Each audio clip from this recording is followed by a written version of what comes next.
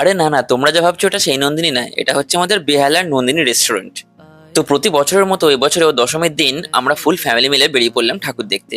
আর প্রথমে এখান থেকে লাঞ্চ করে নিয়ে তারপর ঠাকুর দেখা শুরু করলাম। ঠাকুর তো অনেক দেখেছিলাম, কিন্তু বেশ কিছু চোখে পড়ার মতো ঠাকুর তোমাদের সাথে শেয়ার করে নিচ্ছি। তো এই হলো আমাদের বেহালার নতুন দল।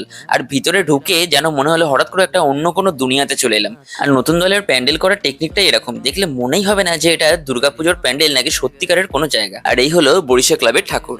এবারের থিম হচ্ছে সার্কাস। আর এখানকার মণ্ডপ সজ্জার কাজ এত সুন্দর করে নিখুঁতভাবে ফুটিয়ে তোলা হয়েছে, সত্যি দেখলে চোখ ধাঁধিয়ে যায়। আর মণ্ডপ সজ্জার সাথে সাথে ঠাকুর প্রতিমার মধ্যেও ছিল শিল্পকলার ছোঁয়া। ঠাকুর তো অনেক দেখেছিলাম, কিন্তু 1 মিনিটের শর্টসে তো আর সব দেখানো সম্ভব না, তাই মেন কিছুই দেখিয়ে দিলাম। তো সবার শেষে আমরা দেখেছিলাম ঠাকুরপুকুর এসবি পার্ক।